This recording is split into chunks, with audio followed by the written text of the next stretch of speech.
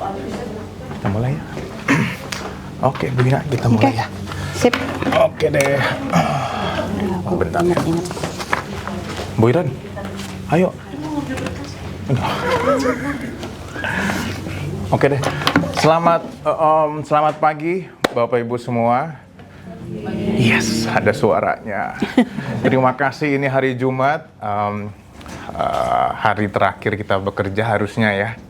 Ya, kemarin Senin sampai Rabu pasti ada yang rapat tinjauan manajemen, sepertinya padat sekali ya. Nah, hari ini hari Jumat pagi-pagi kita ngobrol-ngobrol yang ringan aja ya. Kita sama Bu Ina. Nah, dengan topiknya ini Making Sustainability Measurable, Methods, Principles, and the Question of Monetizing Impact. Nah, aku sebelum introduce Ibu Ina, aku mau undang Ibu Erma dulu untuk mewakilkan Prof. Juneman membuka acara hari ini. Ayo Ibu Erma. Ibu Erma, mungkin ada yang belum kenal Ibu Erma? Wah, belum kenal. Ibu Erma ini Research Enhancement Manager kita di RTTO. Monggo Ibu. Iya, baik. Aduh, ini pagi-pagi ditodong panitia untuk memberikan pembukaan ya. Baik, Bapak Ibu, selamat pagi. Assalamualaikum warahmatullahi wabarakatuh. Tapi mengucapkan terima kasih banyak ya pagi hari ini Bapak dan Ibu sudah meluangkan waktu bersama kami untuk menghadiri acara morning tea ya bersama RTT. Nah, sebagai informasi Bapak Ibu, morning tea ini merupakan acara rutin ya Bapak dan Ibu yang diselenggarakan oleh RTT. Kalau nggak salah hari ini adalah sesi keempat ya, keempat atau ketiga di tahun ini. Ya. Ketiga. Nah, salah satu pembicara dulu adalah Pak Alex ya yang membuka 2025 morning tea-nya. Nah, kemudian yang kedua Prof. Juneman ya, Prof. Juneman sendiri. Kemudian yang ketiga ini adalah Bu Ina Agustina. Selamat pagi Bu, terima kasih Ibu sudah hadir di pagi hari ini. Nah, kemudian sebagai informasi juga Bapak Ibu yang belum mengenal ruangan ini atau mungkin sudah pernah kesini semua ya, ini adalah ruangan Research Innovation Lab ya, yang bisa Bapak Ibu faculty member pergunakan untuk melakukan diskusi riset ya, berkolaborasi sama faculty member dan sebagainya, berdiskusi dengan mahasiswa terkait riset. Juga silakan ya Bapak Ibu, silakan mengiklankan ruangan ini kepada Bapak dan Ibu untuk melakukan riset. Nah, kami harapkan media morning tea ini dapat membangun ya hubungan internal sesama dosen, membangun kolaborasi, jadi yang belum kenal jadi saling kenal, begitu ya Bapak Ibu. Dan semoga topik yang kita angkat hari ini, Making Sustainability Measurement Method, Principle and Question of Monetizing Impact, bisa memberikan kita pengetahuan yang baru, berdiskusi dengan semangat, dan membawa pulang manfaat yang nyata bagi diri sendiri dan orang lain. Sekali lagi, terima kasih Bu Ina sudah menyempatkan waktu sebagai narasumber kita nanti. Pak Iyo juga moderator ya, dan seluruh panitia yang bertugas. Terima kasih dan selamat menikmati acara ya Bapak Ibu. Tepuk tangan untuk kita semua. Oke, terima kasih Bu Erma. Saya ulangin lagi Bapak Ibu, kita saat ini ada di RIL namanya ya, Research Innovation Lab. Ini di ruang 700 RTTO lantai 7 Binus Anggrek. Oke. Ini judulnya agak luar biasa nih ya Bu ya. Tapi kita akan bahas satu-satu nih dari kata per kata. Nah, sebelumnya aku mau introduce dulu Ibu Ina. Dr. Ina Agustini Murwani, kita panggilnya Ibu Ina aja Bu ya? Ina aja. Oke. Sip. Jadi saat ini Bu, Ibu Ina menjabat sebagai Subject Content Coordinator ya di Binus Business School Master Program ya. Ibu Ina punya background di dunia industri cukup banyak ya Bu, sepertinya udah 20 tahunan lebih ya. Jadi sepertinya sangat cocok untuk kita ngebahas ini nih, yang dimana kita kadang-kadang di dunia akademik nggak terlalu bermain perihal sustainable, apalagi yang terakhir tuh monetizing impact. Nah, nanti kita akan bahas satu-satu. Bu Ina mulai berkarir tahun 90-91 ya Bu ya. Ini 13 tahun di Rakit ya, ini kayaknya food tech ya, area food tech ya Bu ya. Di Mid Johnson sebenarnya. Iya. Oh, okay. Iya. Jadi 13 tahunan sebagai Associate Marketing Director, lalu lanjut ke 3 raksasa Satria TBK, 2 tahun sebagai Associate Director Marketing and Product Supply. Ya, lalu dilanjutkan lagi tahun 2007, 2 tahunan sebagai Managing Director di Diversey ya Bu ya. Oke, jadi dan selanjutnya itu masih lanjut lagi di berbagai posisi strategik sampai akhirnya 2014 ya Bu ya. 2014 Ibu Ina bergabung di BINUS sampai sekarang. Sudah 70 tahun enggak ya. 2014 kurang 11 tahun. Oh iya belum iya. Biar ini Bu, biar anget. Oke. Nah, itu Ibu Ina. Nah, Ibunya Ina ini keahliannya di area strategic management, marketing, supply chain, value chain ya. Entrepreneurship, social business strategic management, sama project management. Nah, Bu Ina ini agak unik nih. Satunya Ibu di IPB ya Bu ya. Food tech ya Bu ya. Ya. Waduh, ini kita bisa tanya juga nih dari food tech sampai ke bisnis nanti kayak gimana tuh? Oke, ini kayak saya juga sih, kayaknya agak-agak nggak nyambung ya. Saya backgroundnya aerospace, sekarang jadi calo ya, jadi broker di sini nih. Ya, lalu Ibu lanjut S2 di dan MBA ya Bu ya di Monash University Australia, lalu lanjut S3 di kampus tercinta kita Bina Nusantara University.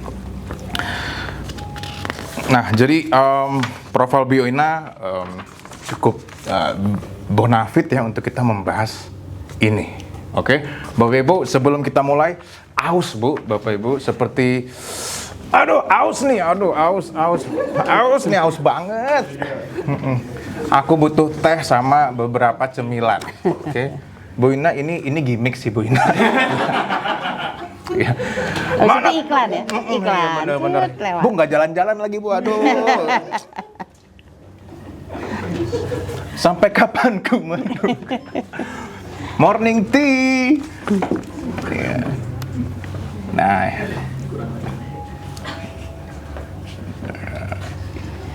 Ini yang nganter Ibu Audrey sedang menjalani doktoral program juga loh di DCS ya. Dan juga Ibu Sabita. Ya, di sini nih yang ngantar Makanya. keren.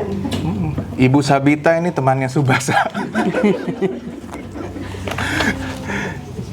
Bu Sabita jangan tegang dong. Saya tegang. Thank you. Oke, terima kasih buat Ibu Sabita. Nah, kita lanjut lagi Bapak Ibu ya. Kita relax aja, Bu Ina, kita relax aja. Nanti kalau ada pertanyaan, ini saya nggak terlalu kelihatan ke belakang-belakang, nggak apa-apa ya. Kalau ada pertanyaan boleh ya, kita langsung aktif aja. Oke, sebelumnya Bapak Ibu, ada yang bisa nge-translate dalam bahasa Indonesia nggak judulnya apa?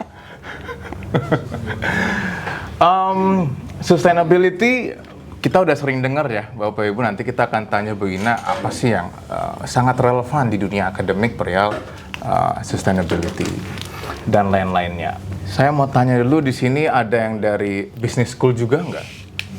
Kayaknya nggak ada ya. Ada. Bapak, Pak, kenalan dulu Bapak. Bapak Rudi di SUP, saya di manajemen. Sip, mantap. Pak Rudi dari undergraduate program ya Pak ya, BINUS Business School. Ada lagi yang dari engineering mungkin? Ibu, kenalan dulu Bu.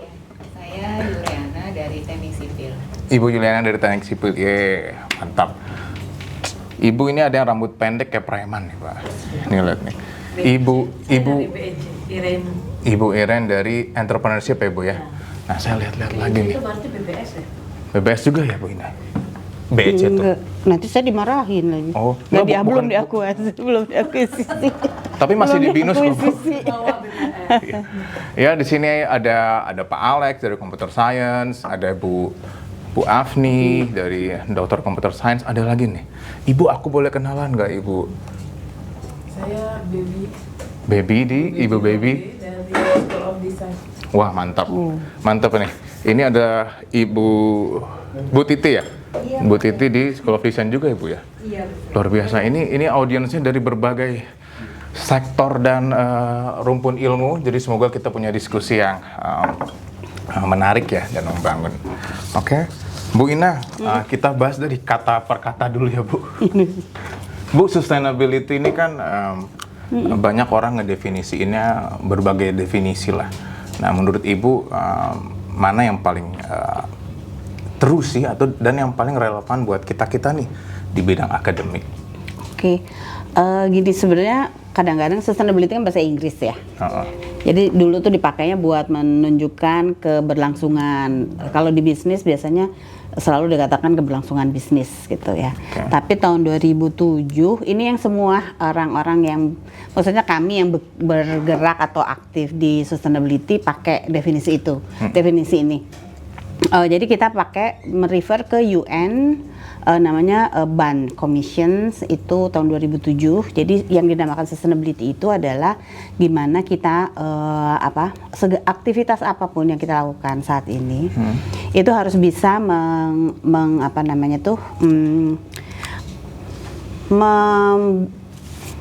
memenuhi kebutuhan saat ini, tapi tanpa kita mengurangi apa yang menjadi hak di generasi berikutnya gitu.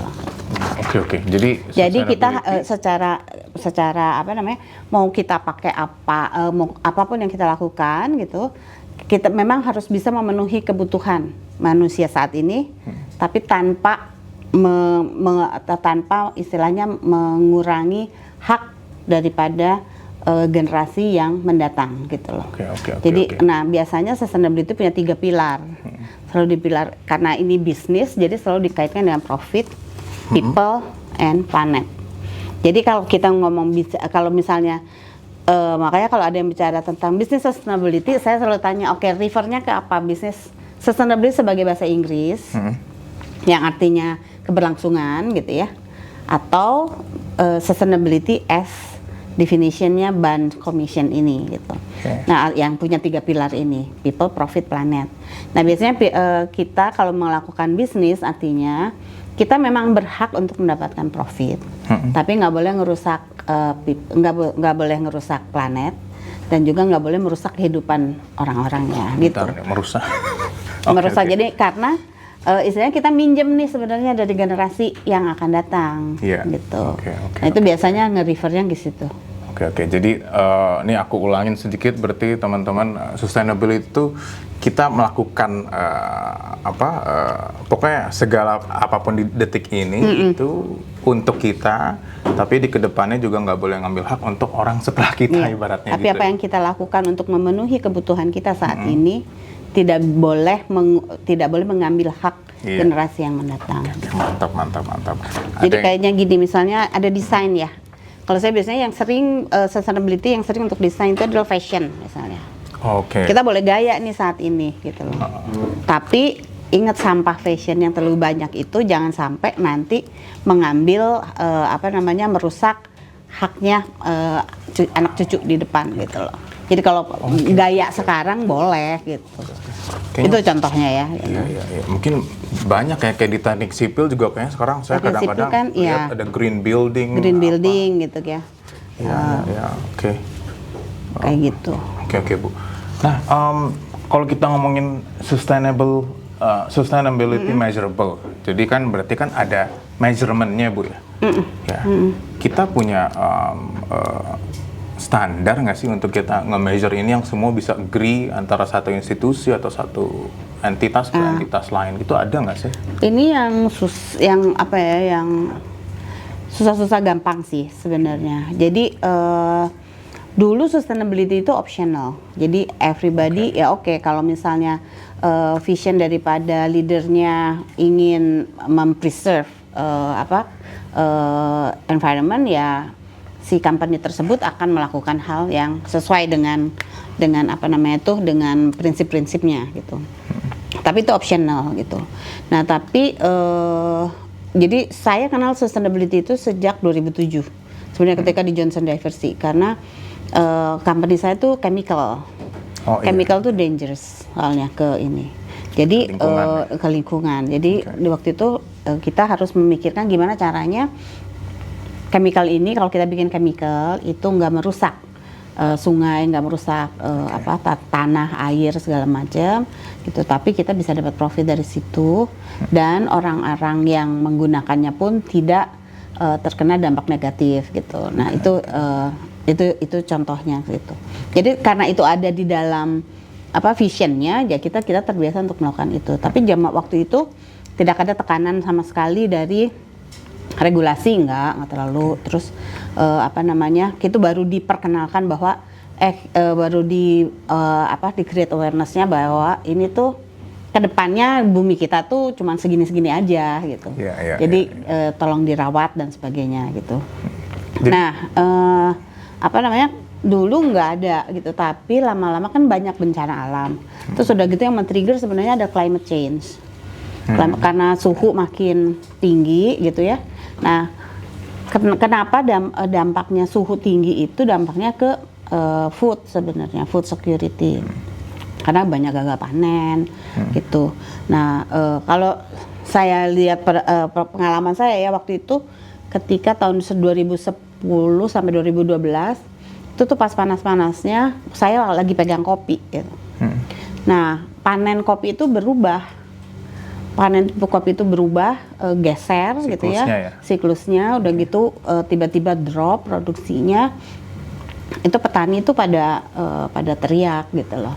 Nah, dari situ mulailah diperkenalkan permulaannya diberikannya sertifikasi. Itu gitu, tahun berapa? Sertifikasi tahun 2007 sampai 2007-an udah mulai. Wah, kita mulainya di agriculture sertifikasi. Apa organik lah atau rainforest lah apa segala macam. Jadi itu untuk akhirnya untuk praktek yang baik gitu. Dan biasanya dengan sertifikasi ada premium, ada harga yang lebih mahal diberikan gitu ya. Jadi praktek-prakteknya seperti itu. Jadi prakteknya bisnis as a pure bisnis gitu. Nah, tapi karena climate change-nya makin ini, kemudian akhirnya ada Kyoto aku lupa namanya, Kyoto Agreement gitu ya, bahwa kita mau menahan climate ini jangan sampai terlalu jadi jangan panas gitu loh, karena dampaknya tuh banyak. Nah, udah gitu ya akhirnya sebenarnya paling banter itu paling santer ya, udah mulai mungkin 5 tahun terakhir. Keluarlah yang namanya ESG gitu ya, kewajiban. Terus harus perusahaan terbuka ya harus keluarin sustainability report dulu ya sebelumnya ya, keluarin sustainability report. Nah, sekarang yang paling sering didengungkan tentang masalah ESG gitu. Iya, betul. Kemudian apalagi ya ESG. Nah, kemudian Europe sih sebenarnya yang paling keras dalam itu, ada GDPR segala macam. Jadi datangnya itu polisinya dari government yang memaksa bisnis untuk open gitu, operasinya seperti apa sih gitu.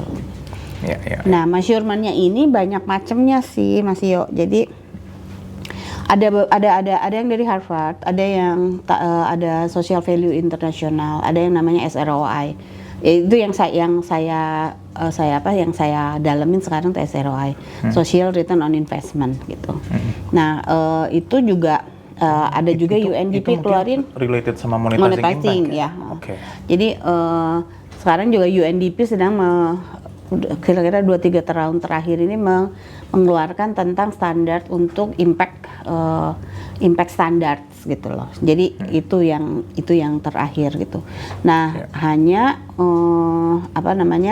karena sebenarnya kalau saya lihat berdasarkan kacamata saya ya, sebenarnya pengukuran itu datangnya dari development sebenarnya. Jadi orang-orang yang jadi kayak NGO, kalau NGO internasional tuh kita melakukan development itu selalu ada pengukuran dampak gitu. Nah, itu yang rembet ke sekarang ke arah itu, didorong bisnis untuk adopt hal itu gitu. Itu Bu, bisnis kalau di Indonesia sendiri tuh hal ini udah dibuat jadi kewajiban atau masih opsional? Hanya untuk, yaitu ESG hanya untuk yang public listed company gitu ya. Udah kan cuma hanya berapa ribu ya kalau gitu.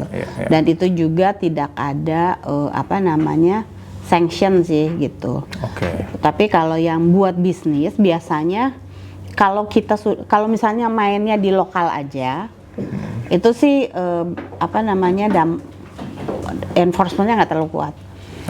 Tapi kalau misalnya kita mau masuk Europe atau masuk US, itu mulai berat karena mereka punya peraturannya. Jadi kita nggak bisa kirim barang, nggak bisa jual barang kita di global kalau tidak mengikuti itu gitu. Oh, oke. Dan dampaknya juga kebanyakan kalau di Indonesia adalah company multinational company yang Yeah. headquarternya di Europe atau di Amerika karena mereka terkena peraturan itu gitu loh. Dan peraturan itu mengikat multinational company untuk seluruh operasinya dia di seluruh dunia gitu. Oke. Dan tadi ya, berarti kalau ada suatu perusahaan harus sertifikasi ini pasti produk yang dijual pun akan lebih premium kayaknya harganya ya. Harganya akan lebih mahal sebenarnya gitu. Oke, iya.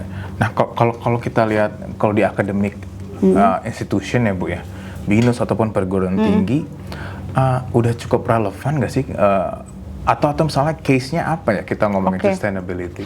Kalau misalnya kita lihat di misalnya di education ya, gitu ya. Nah, paling mungkin semuanya pada udah dengar tentang SDG gitu. Jadi paling deket itu dengan sustainability yang bukan bisnis itu adalah SDG, Sustainable Development Goals. Itu adalah kewajiban, itu adalah komitmen dari pemerintah seluruh dunia untuk mencapai target tersebut gitu loh. Iya, oke. Jadi kalau misalnya kalau di kita kan gitu risetnya terkait SDG berapa sih gitu. Yeah, mungkin nggak ngeh gitu apalah udahlah quality education terus wellness and health and wellness gitu ya. Betul. Nah, itu tapi itu sebenarnya kalau misalnya kita lihat lagi SDG itu mereka punya banyak indikator sebenarnya. Itu nah itu yang menjadi bahan untuk mengukur sustainability sebenarnya. Oke, iya betul. Kita di BINUS ya Bapak Ibu, kayaknya sekarang kalau udah menulis paper, submit ke mana Pak Shoki, pasti ditanyain SDG-nya berapa. Gitu. Produk juga kita sekarang kan kita mau upload kita mau share produk kita ini related sama SDG berapa, berarti itu tuh salah satu indikator-indikator yang bakal dihitung ya untuk menghitung seberapa sustain si institusi tersebut. Nah sebenarnya gini Mas Iyo, kadang-kadang ya kalau saya lihat gitu, udahlah ini ikut kadang-kadang kalau saya lihat riset yang mencantumkan SDG sekian gitu ya, belum melihat apakah dampaknya ini ke arah yang mana gitu loh. Gitu. Jadi sebenarnya kalau misalnya kita punya penelitian, kemudian kita mengatakan oke, saya quality education gitu ya, ini penelitian saya, itu sebenarnya bisa dihitung tuh. Kalau penelitian saya digunakan oleh banyak orang atau misalnya diterapkan gitu ya, nah itu tuh akan membuat membuat perubahan berapa banyak gitu loh. Oke, ngitungnya gimana Bu? Ngitungnya sebenarnya kita biasanya basisnya ke theory of change namanya gitu. Jadi kalau kita punya penelitian, kita kalau mau menyangkutkan dengan SDG ya, dengan sustainability, sebenarnya kita masih berpikir apa sih yang mau kita rubah gitu loh. Jadi sebenarnya sustainability itu, apalagi kalau kita sudah bicara sustainability impact. Jadi sustainability itu diukur dari dampaknya, dari impactnya. Impact itu diukur kalau kita membuat perubahan gitu. Oke. Jadi kalau misalnya misalnya gini, ini BINUS punya SDG 3-nya ada 7.000 penelitian misalnya. Itu mah nggak ada dampaknya. Oh, oke. Cuman 7.000 ya itu mah outputnya aja. Iya. Tapi dari 7.000 itu kita ngerubah apa sih? Nah, itu baru kita bisa hitung bahwa kita ada kontribusi terhadap sustainability gitu. Oke. Kalau cuma banyak-banyakan aja yang nggak bisa dikatakan bahwa kita berdampak gitu. Benar. Ibaratnya kita udah ngasilin 100 produk semuanya cuma jadi pajangan ya. Ya udah. Nggak gitu. ada yang di value ya Bu, nggak ada yang dihitung ya. Oke. Jadi kalau misalnya kita dari 100 itu cuman itu aja gitu ya, cuman saling mengisi gapnya satu sama lain gitu ya. Kan ada limitasi terus kita selesaikan limitasi. Tapi itu tidak membuat satu perubahan di society kah atau di merubah cara berpikir para researcher lah gitu ya misalnya. Nah, itu kita tidak bisa mengatakan bahwa itu punya dampak terhadap sustainability. Gitu. Yes. Oke, terima kasih Bu Ina. Ini Bapak Ibu ada yang mau bertanya-tanya dulu nggak? Ini saya sebelumnya nih ya, sebelum ngobrol sama Bu Ina, saya mikir sustainable itu apaan ya? Apalagi kalau di bidang akademik ya Bu, atau kita universitas. Saya mungkin ngarang-ngarangnya mikirnya, nih ibaratnya udah ada AI, ChatGPT lah atau apa di mana students bisa belajar gampang banget gitu.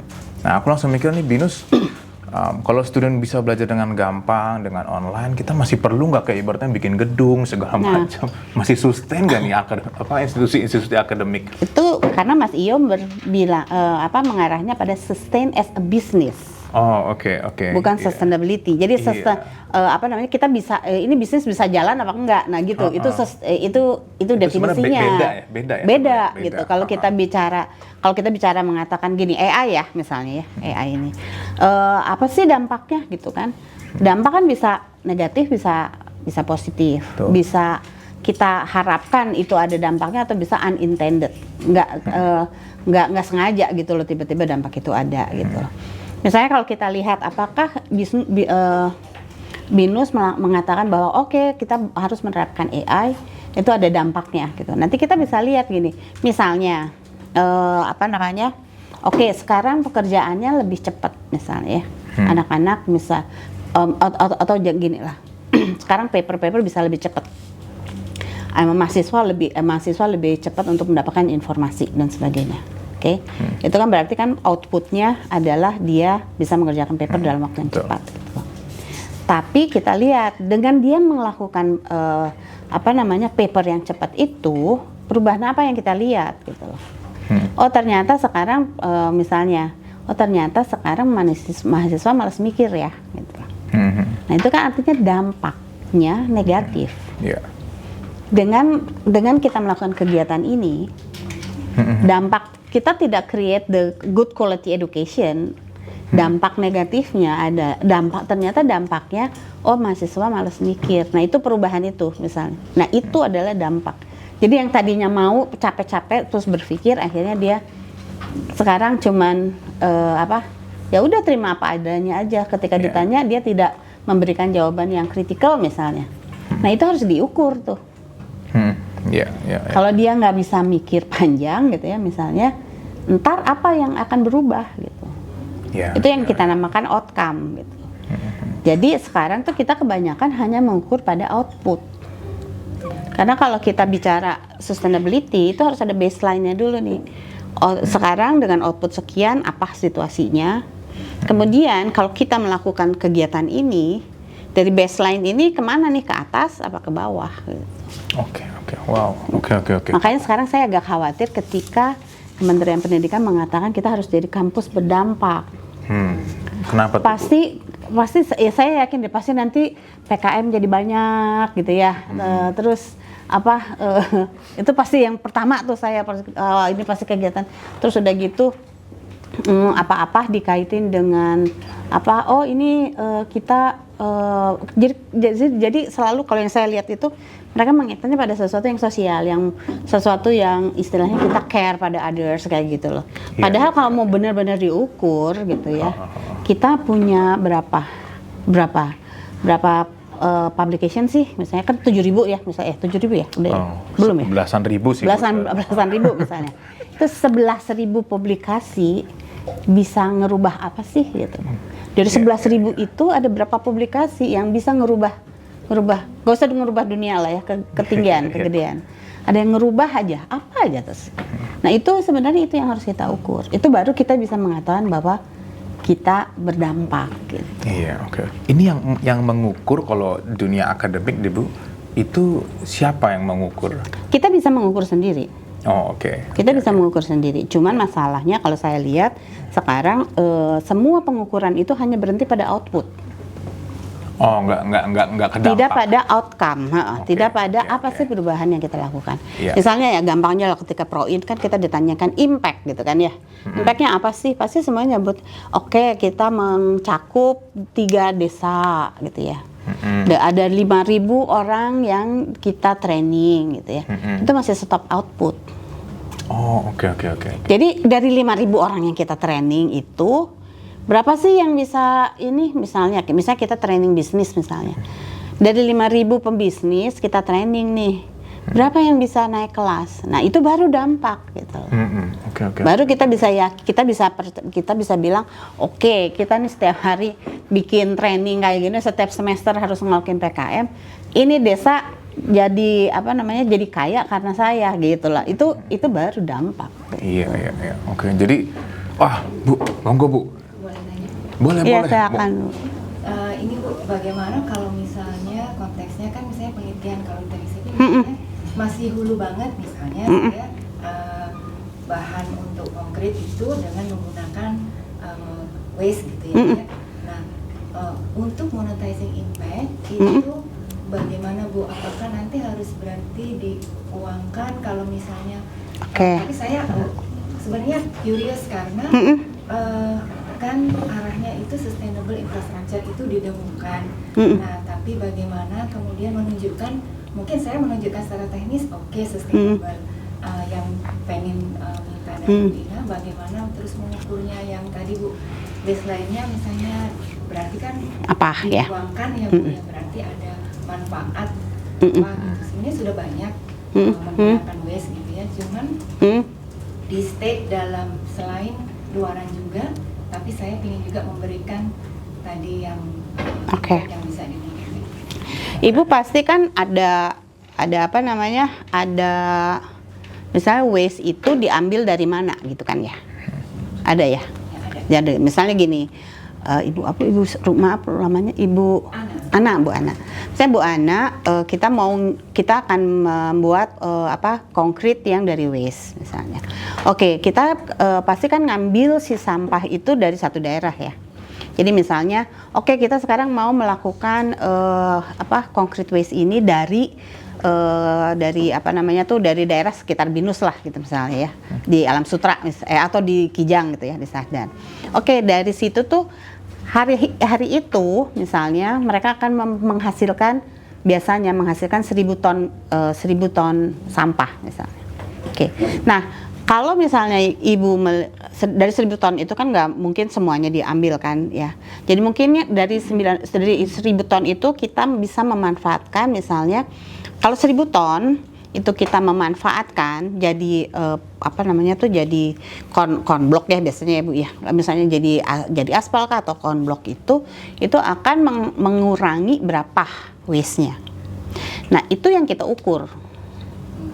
Dengan metode saya ini kita akan menghitungkan misalnya dari 1.000 ton itu yang tadi produksinya 1.000 ton sampah gitu loh. Kalau ini ditransfer jadi konblok, sustainable konblok ini itu akan mengurangi misalnya mungkin nggak 100% kan, mungkin 50% gitu dari situ. Berarti dampak penelitian Ibu itu adalah 500 pengurangan 500 itu. Nah, kalau kita misalnya ditanyakan lagi gitu ya, oke, nah si 500 ini kan akhirnya akan bermanfaat siapa yang memproduksi kan Bu? Berarti kita meng-create bisnis baru atau sumber penghasilan baru bagi orang-orang yang membuat itu gitu. Jadi satu, Ibu dampaknya pada pengurangan. Kalau pengurangan misalnya sampah mungkin bisa dicari datanya ya Bu ya. Kalau misalnya sampah plastik dikurangi separohnya, dampaknya ke apa? Apakah mutu air meningkat atau apa? Biasanya ada itu. Nah, itu yang bisa Ibu klaim. Kemudian yang kedua adalah teknologi ini akan meng-create new revenue misalnya. Ini berapa orang yang terdampak? Misalnya bisa satu keluarga, bisa yang tadinya cuma penghasilan 2 juta sehari, sekarang bisa 5 juta. Nah, Ibu klaim yang 3 jutanya. Gitu. Jadi itu ada metodenya sih, namanya SROI. SROI. Social Return on Investment. Mungkin bisa Mas Bagas, saya liatin sedikit ininya ya. Yang PPT-nya yang belakangan. Bu, sembari teh dulu, aku Udah. sambil Mas Bagas siapin, aku mau tanya ke teman-teman biar Ibu tarik napas sedikit ya. Karena seru sih, aku kalau bisa mempengaruhi supaya kita berubah gitu ya sedikit. Kita doain semuanya. Terus aja dulu Mas, ke belakang. Boleh. Lanjut dulu.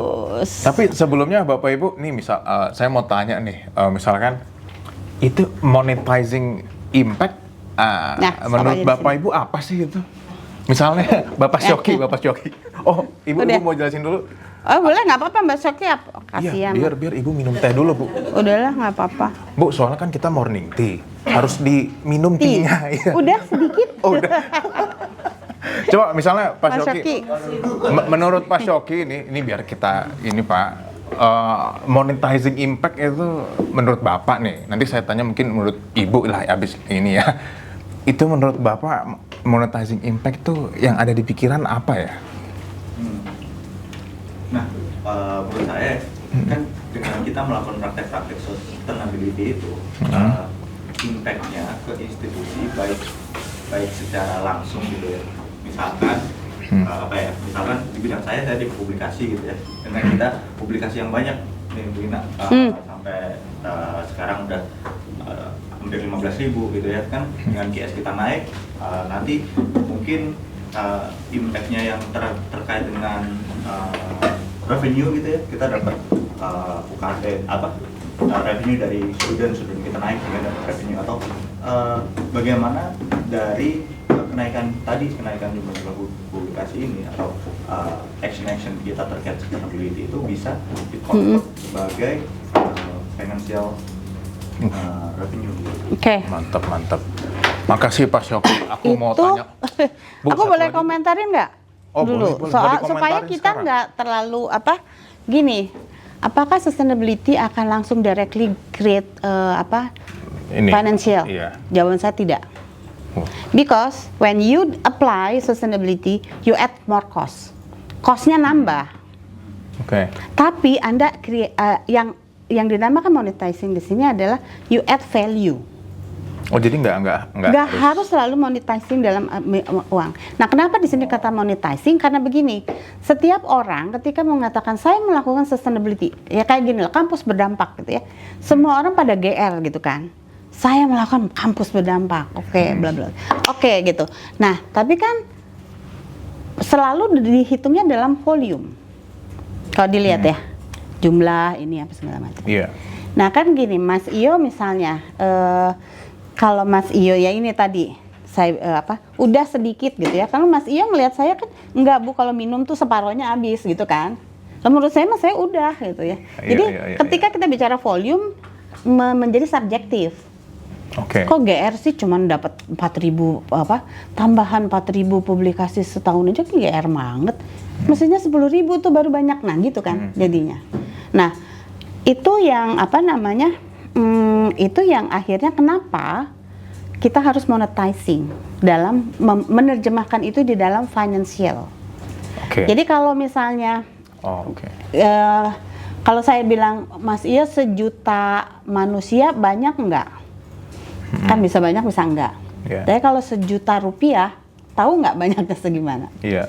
Kalau kita begitu ngomong uang, semua sama ininya, dasarnya sama. Iya. 1 juta dolar itu pasti lebih besar daripada 1 juta rupiah gitu kan. Semua orang udah tahu gitu kan. Oleh karena itu kenapa SROI ini diperkenalkan dan sulit untuk diadopsi karena sulit ngitungnya. Oke. Tapi kalau itu terjadi, itulah Kalau itu standar terjadi, ya, Bu? jadi itu kita mudah mengerti. Oke, oh ternyata yang Anda hasilkan itu jauh lebih besar daripada yang saya hasilkan. Gitu. Ya, berarti maksudnya kan arti monetizing itu akan membuat setiap orang yang ngeklaim punya baseline standar yang sama. Oh, karena semua orang ngelihat uang sama kan? Iya, hijau Bu. Gitu lah. Gaji 1 juta sama gaji 2 juta kita tahu 2 juta lebih besar gitu kan. Iya, jadi iya. udah nggak usah diajarin gitu. Iya. Kalau misalnya kalau kita melakukannya dengan volume itu akan menjadi subjektif gitu. Tadi, Walaupun gaji kan subjektif juga ya. 1 juta saya cukup Bu gitu kan, bisa juga gitu. Tapi kita tahu bahwa kalau 1 juta sama 2 juta rupiah itu akan beda gitu. Iya, paham. Nah, Jadi boleh silakan. Perkenalkan saya Ibu Holly dari School of Accounting. Nah, Jadi gini, kita itu ketika melakukan penelitian, selesai penelitiannya kita akan memiliki berbagai dampak. Pertama dari dampak publikasi, lalu kedua dampak dari teknologi, yang ketiga dampak terkait dengan masyarakat sekitar, dari bisnis, masyarakat pribadi, dari sisi ekonomi mungkin dia improve. So yang mau saya pertanyakan adalah kira-kira untuk dari penilaian dari kampus itu sendiri, BINUS khususnya, berapa tahun impact dari all of those hasil dari penelitian kita? Jadi berapa tahun perkiraan? Oke. Karena kan perkiraan kita nggak bisa dong. Ini kampus berdampak, how long? Berapa lama? Karena publikasi nggak langsung dibaca orang. Betul. Teknologi nggak langsung berkembang, masyarakat dapat duit nggak langsung juga. So kita berapa nih untuk pengukuran waktunya berapa lama? Oleh karena itu kita harus menentukan, Bu. Kita yang harus bisa menentukan bahwa ini akan berdampak seperti apa. Nah, mungkin Mas bisa maju dulu sedikit nggak? Ini contoh biasanya saya liatin SROI-nya ya. Sebenarnya SROI tumbuh karena aspirasi dari accounting sebenarnya. Gitu. Jadi gimana kita kok gede? Kecil ke belakang, maju lagi ke depan. Ke ini. Lagi di belakang. Ini mundur dikit. Ntar ada ininya. Saya mau ngeliatin proses pengukurannya gitu ya. Jadi satu, ketika kita mengukur, tadi pertanyaan Ibu, sorry lupa tadi. Bu Holi. Iya. Terus ke siapa gitu ya ini ya. Nah, satu prinsip pertama sebenarnya mundur sedikit Mas, sedikit. Nah, gitu ya. Prinsip pertama dari pengukuran itu adalah stakeholdernya siapa. Jadi kita nggak bisa misalnya universitas gitu ya. Universitas stakeholdernya siapa? Kita mau ngelihat dosennya, apakah stakeholdernya itu studentnya, apa parentsnya gitu ya, atau industri gitu. Jadi titik pengukurannya ditentukan sama stakeholdernya. Yang mau kita ukur itu siapa gitu. Jadi kalau misalnya kita mau bilang mahasiswa, oke, berarti dampaknya yang kita bisa kontrol kan paling lama 4 tahun ya. Gitu. Jadi tadi cengok, nggak bisa ngerti apa-apa, terus akhirnya bisa pinteran dikit gitu ya gitu. Itu kan bisa. Jadi kita akan bisa melihat bahwa apa yang kita ajarkan itu dampaknya baru akan terlihat misalnya 5 tahun gitu.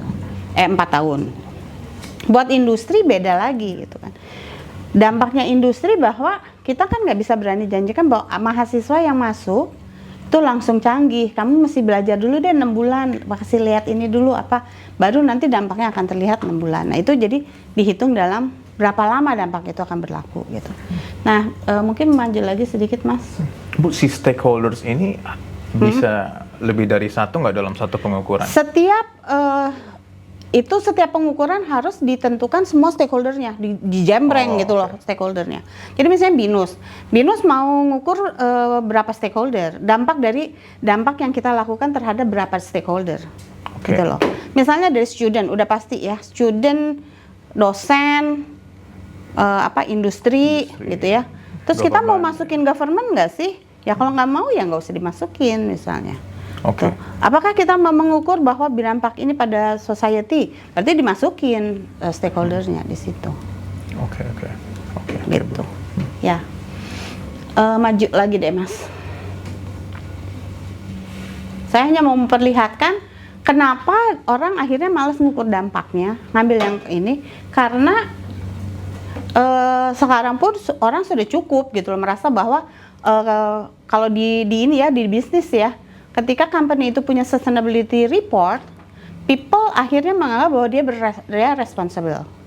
Sehingga yang akhirnya unintended impact-nya adalah yang kita kenal sekarang, ada greenwashing, gitu ya. Ada ini reliability-nya gimana, ada greenwashing kayak gitu. Jadi meng-create-nya seperti itu. Jadi ya menimbulkan dampak yang lain gitu. Nah, maju lagi Mas, yang ada tabel. Nah, ini sebenarnya tabelnya seperti ini Bu. Oke, ini adalah SROI. SROI itu mulai dengan satu stakeholdernya siapa yang mau kita ini. Jadi misalnya Bu Holi, saya mah nggak mau pusing yang lain, student aja. Ya udah, nggak apa-apa. Berarti untuk divisi accounting, untuk departemen accounting yang fokus daripada semua kegiatan itu adalah si mahasiswa misalnya. Terus kalau misalnya kita researcher, oke, dampaknya mau ke siapa? Mau kita sebagai dosen, researcher, atau dampaknya mau ke siapa gitu. Apa ke universitas gitu, ya boleh, nggak apa-apa, dimasukin aja. Nah, ketika kita bicara sustainability impact, kita harus bicara kita mau ngerubah apa yang mau dirubah gitu. Oke. Tadi ya Mas Syauki bilang tentang QS ranking. Oke, QS ranking itu adalah outputnya. Tapi setelah QS ranking kita naik, apa sih yang kita rubah? Apa yang kita ubah gitu? Bisa aja insight ya, bisa aja kita mengatakan bahwa dengan QS ranking kita naik, dosen-dosen sekarang lebih confidence untuk bekerja sama dengan internasional misalnya. Berarti yang kita ukur adalah tambahan daripada internasionalnya. Jadi yang lokal-lokal nggak dihitung misalnya, gitu ya. Nah, ini outcome-nya gitu loh.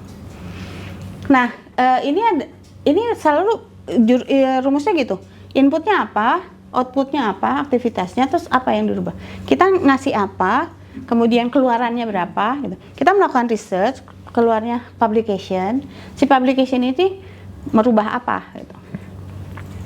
Nah, pertanyaannya, apakah standar perubahannya? Enggak, itu tergantung daripada organisasi itu sendiri. Mereka mau mendefinisikan apa yang dirubah kan setiap sipil jurusan sipil sama accounting beda. Jadi tidak pernah dikatakan bahwa harus begini, enggak. Tapi kita menangkapkan apa yang mau Anda rubah. Oke. Nah, yang Anda rubah mau outcome itu bisa outcome yang langsung satu, bisa outcome kedua, bisa outcome ketiga.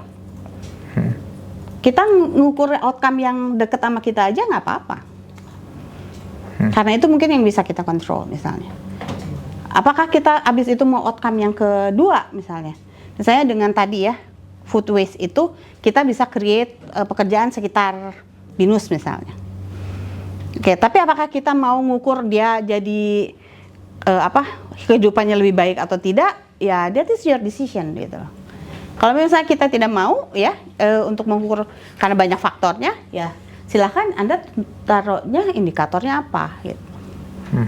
Ketika kita mengatakan bahwa QS ini meningkatkan reputasi kita misalnya, reputasi kita dianggap lebih kredibel misalnya. Itu indikatornya apa? Misalnya jumlah IRN-nya jadi lebih banyak misalnya. Nah, kalau jumlah IRN-nya bisa geser sedikit nggak Mas? Ya. Nah, jumlah IRN-nya ini ditanyain gimana cara dapat informasinya dari apa, kan ada data ya gitu.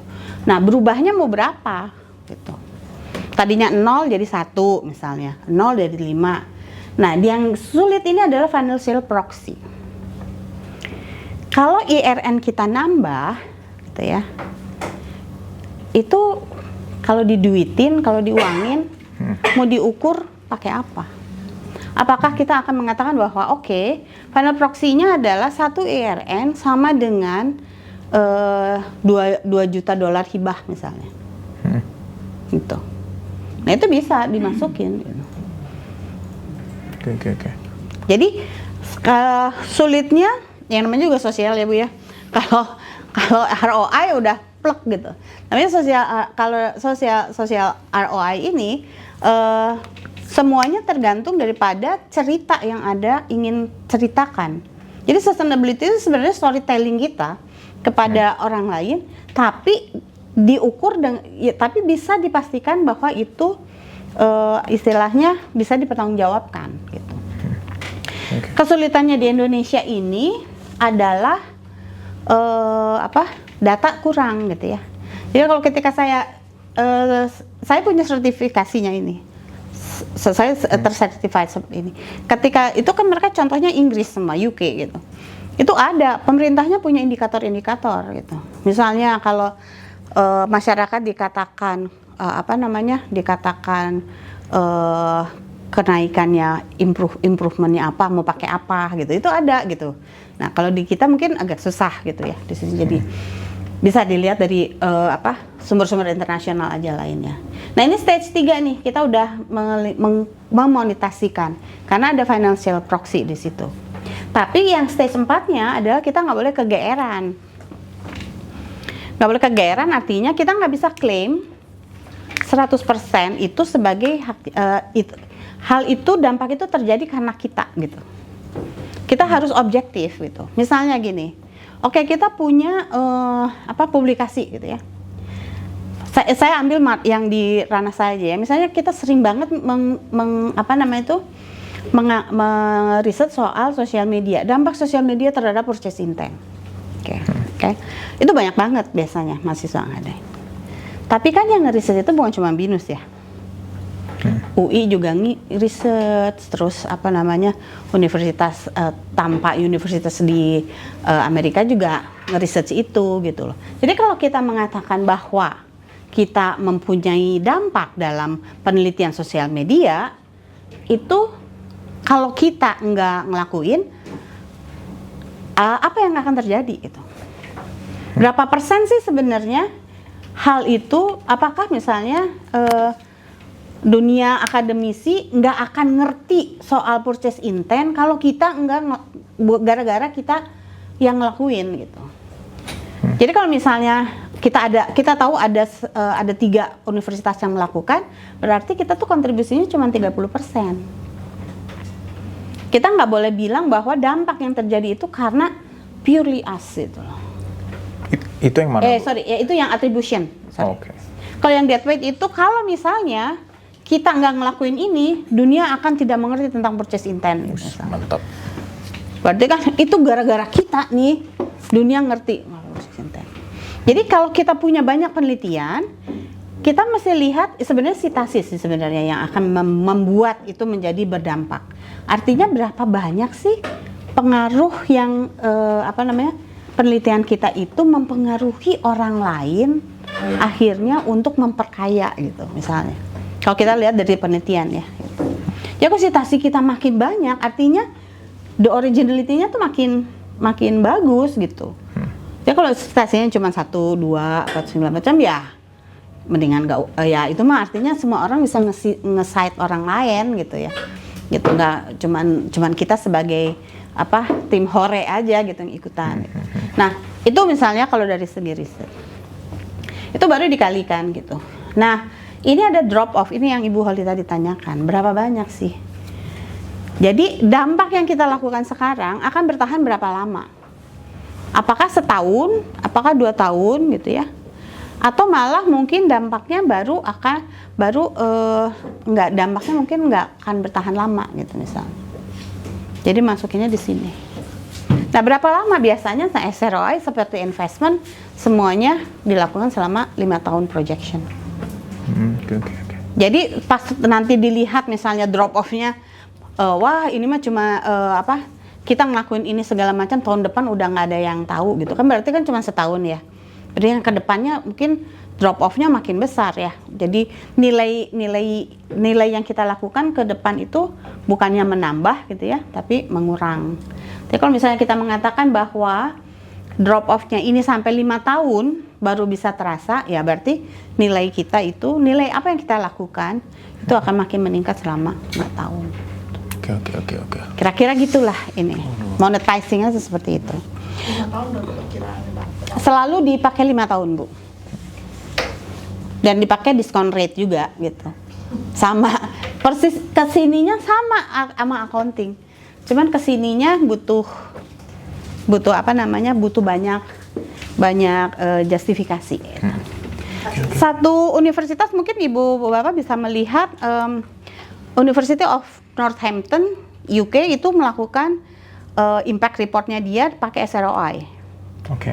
Jadi dia bisa memberikan value bahwa dengan menyuruh mahasiswa jalan, gitu ya, saya value-nya ini berapa juta pound gitu. Itu nanti bisa dilihat di Google. Yes? Ibu Iren, monggo Ibu Iren. Mau nanya nih, ini mungkin bukan mengenai research ya Bu, lebih kepada tadi kan Ibu bilang ada 3 pilar, salah satunya adalah bisnis. Nah ini mungkin ke arah bisnis sendiri. Kebetulan saya mengajar entrepreneur dan beberapa dari mahasiswa itu mulai melakukan yang namanya startup bisnis. Nah startup bisnis itu tadi kan sustainability itu sangat penting untuk pencitraan perusahaan, untuk menarik investor. Tapi salah satunya adalah kalau kita melakukan ini, sedangkan kita baru mulai, itu pertama dari biaya ya Bu ya. Kedua untuk mengukur dampak, istilahnya gini, mahasiswa sering ngomongnya begini, Bu kalau kita mengukur dampak, belum dapat dampaknya, teknologi itu tuh mengubah segalanya gitu, begitu cepatnya gitu. Dan ada beberapa kebetulan untuk 2 semester ini saya lebih banyak mengajar IT, SI, bidang komputer science dan lebih kepada teknologi. Nah ini buat apa saya harus mengukur sustainability gitu? Nah, tapi Karena di teknologinya bergerak berubah sekali, saya belum cepet catch up, udah ini. Kita berpikir Bu, udah berubah. Baru berpikir udah berubah. Itu dari sisi bisnisnya. Terus kalau misalnya untuk UMKM pun sustainability ini seperti apa sih Bu cara pengukurannya gitu? Apakah berupa angka atau berupa pemasukan atau bagaimana gitu? Pengaruhnya juga ke mungkin tadi yang 3 pilar itu selain ke bisnis, ke planet. Mungkin kalau negara-negara Eropa, negara luar itu sangat-sangat peduli ya Bu ya. Kita jujur aja ya Bu ya, Indonesia don't care about that. Oke. Hanya sebagian yang emang mulai peduli kepada ke arah situ gitu. Nah itu aja sih Bu. Oke. Mungkin dibalik pemikirnya Ibu ya. Yang saya lihat begini, karena trennya sekarang ini adalah, karena saya kebetulan ngajar juga impact innovation sama social entrepreneurship. Jadi saya kalau ketemu anak entrepreneur selalu bilangnya coba dibalik, bahwa sekarang masalah sosial itu bisa menjadi bisnis. Karena di dunia ini sekarang adanya cuma masalah sosial sama masalah environment gitu loh. Jadi try to look business from bukan profitnya dulu, tapi look at planet sama people itu sebagai source of your business gitu. Makanya kenapa sekarang ada social entrepreneurship gitu. Karena sekarang opportunity yang ada itu semua related to environment and social issues. Contoh yang ini aja, karena saya ngajar design thinking juga kemarin, kita selalu kalau design thinking itu SDG refernya.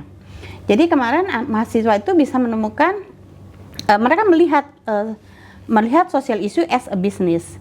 Contohnya adalah anak sekarang main gadget. Itu gara-gara film Adolescence kan.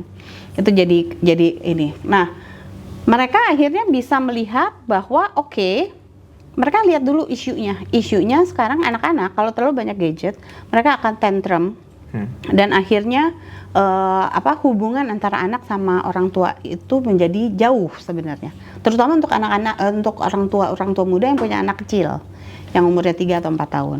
Nah mereka bisa melihat itu dan kemudian diterjemahkan bisnisnya jadi apa. Karena saya bilang kalau kamu mau menyelesaikan masalah sosial ini, kalau kamu nggak punya uang, nggak akan terselesaikan. So you have to make a business yang bisa solve social issue. Nah mereka ngedeketinnya dari entertainment. Jadi di entertainment dia bilang, oke Bu, kayak reality show di YouTube segala macam gitu ya. Nah itu nanti mereka hitung revenue streamnya dapat dari mana gitu. Misalnya itu ya contohnya gitu. Nah jadi kalau menjawab pertanyaan Bu Iren tadi, sekali lagi kalau dia melihat sustainability as 3 pilar, kita nggak lihat profitnya dulu, tapi kita lihat isu environment sama social isunya apa yang if we turn that into business, it can create profit gitu. Contohnya yang waste saja ya, sekarang kan banyak banget. Waste itu bisa jadi profit sekarang. Jadi dia lihat masalahnya dulu di environment and social yang bisa di-turn untuk jadi bisnis, jadi profit gitu. Untuk pengukuran itu tuh ada template-nya sih nggak sih Bu? Kalau misalnya pengukurannya tergantung apa yang mau diukur. Nah kalau UMKM sama startup, saya tidak suggest untuk mengukur dari revenue. Karena itu akan menjadi misleading. Saya waktu itu membuatkan SROI untuk UMKM yang istilahnya mereka baru menerapkan satu sistem baru. Jadi apa ya namanya sistemnya itu? Jadi kayak kayak order banyak gitu ya, order barengan gitu ya, volumenya gede gitu, terus akhirnya dapat ininya besar. Ya otomatis karena diatur, yang saya sayangkan mereka tidak mengukur sistemnya itu gitu loh. Jadi yang diukur adalah dampak pada UMKM-nya itu pada kenaikan revenue-nya. Nah, di SROI itu nanti contribute itu adalah sebenarnya ketika UMKM itu yang tadinya nggak punya SOP, terus dilatih punya SOP dan dijalankan dengan teratur. Itu yang dampaknya paling besar. Setelah dia bisa mempunyai SOP itu, akhirnya dia bisa berani untuk ngambil order besar karena standar quality-nya akan konsisten gitu. Karena dia ada SOP-nya. Jadi kalau misalnya mau ditanya gitu, misalnya teknologi gitu ya sekarang. Teknologi is enabler. Tapi mesti balik lagi yang mau diselesaikan apa ya gitu loh. Isunya apa yang mau diselesaikan. Jadi mulailah dari sesuatu problemnya daripada kita mikirin ini alatnya apa gitu. Karena kalau misalnya alat ini, kita punya produk ini nih, terus kita mau iniin agak susah ya, jadi nggak akan sustain. Secara bisnis pun secara ilmu bisnis nggak usah mikirin people profit planet deh ya. Kalau kita mulai dengan produk pun juga agak susah karena kita nggak tahu market tuh butuhnya apa gitu. Jadi kalau yang saya sarankan nggak usah dipikirin si teknologinya berubah apa segala macam. Tapi kalau memang misalnya isu yang Anda akan selesaikan itu nggak perlu teknologi yang terbaru gitu ya, ya kan lebih murah ya. Dia lebih doable untuk maksudnya lebih bisa punya profit gitu. Asal pas aja gitu ininya. Problemnya sama targetnya buat siapa gitu. Kalau setiap terjadi perubahan, misalnya kan kalau di bisnis itu kita harus inovatif ya, Bu. Misalnya perubahan-perubahan itu, apakah kita akan terus mengukur sesuai dengan perubahan itu atau hanya sekali aja? Balik lagi, kalau lihat tadi aktivitasnya apa sih yang mau kita fokusin? Jadi nggak semua hal kita harus ukur. Itu mah nggak akan selesai, kita kerjaannya seharian cuma ngukur aja gitu loh. Tapi kita harus berani untuk mengatakan bahwa oke, misalnya untuk waste management ini saya cuma mau ngukur berapa sih serapan waste-nya, terus berapa yang memang bisa lama-lama bisa habis sampai zero waste gitu. Nah ya udah ukur itu aja, yang lainnya mah ntar perubahan teknologi apa segala macam nggak usah kita pusingin gitu. Yang penting aktivitas ini bisa menghasilkan sesuatu nggak gitu loh. Fokusnya aja gitu. Jadi nggak usah terlalu banyak gitu. Bang, yang pengalaman yang saya lihat juga semakin banyak yang diukur gitu ya. Kalau tidak saling berkaitan, itu akan makin menjauhkan kita dari fokus apa yang mau kita capai gitu biasanya. Apakah sustain pengukuran ini kan pada saat kita memulai startup tuh, apakah di awal kita mulai atau kita mulai dulu ya berjalan dari situ baru mulai mengukur? Sebaiknya di awal. Sebaiknya di awal karena baseline-nya 0, Bu. Oh, dari awal. Jadi kalau misalnya udah jalan ya, kita kan juga mikir, oke, baseline-nya mau pakai yang mana nih? Pakai yang pas lagi kita happy, banyak order bagus banget, atau pas baseline-nya lagi jelek banget gitu kan. Tapi kalau misalnya dari awal kita sudah menentukan, oke, baseline kita itu adalah ini gitu ya. Kita mau mengukur si ini yang menjadi fokus utama kegiatan ini gitu ya. Jadi kita tentukan baseline itu. Jadi supaya nggak terlalu sering berubah, Bu. Startup kan gitu ya, kaget gitu ya. Aduh kok ini nggak jalan. Ya udah dibenerin dulu itu sampai bener gitu, baru kita pindah ke tempat yang lain gitu. Kira-kira begitu, Bu. Moga-moga menjawab. Keren. Oke. Ada pertanyaan lagi? Iya, Bu Afni. Ibu Ina dan Bu Iren tadi. Jadi saya juga baru belajar sih, Bu. Makanya saya datang tuh karena biasanya untuk keperluan hibah-hibah internasional itu pertanyaan tentang sustainability itu jauh lebih rumit, Rumit, ya. Teori of change itu saya juga baru Oh, oke. belajar. Mm. Biasanya mereka juga ngasih template-nya. Teorinya ya? Jadi Teori of change, ya. akan mengukurnya dengan teori of change. Tapi Mm. itu pun saya juga baru meraba-raba gimana cara nge-address yang benar sustainability. Dan mungkin yang pertama mungkin saya sepakat ya bahwa teknologi itu enabler, kemudian akselerator bahkan Betul, ya, ya. untuk kemudian mencapai sustainability. Nah terus kan tadi kalau idealnya itu memang ada masalah apa di sosial, kemudian solusi apa yang kita bisa usulkan, dari solusi itu kita ukur sustainability-nya, dampaknya dan lain-lain.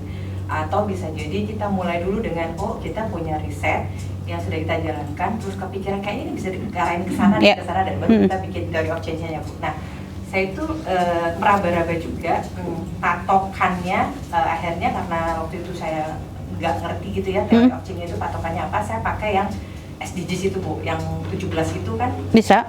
dari situ ya. Nah ternyata juga saya temukan bahwa setiap negara itu punya laporan Sendiri-sendiri. sangat, betul, sangat detail terkait SDGs di masing-masing negara.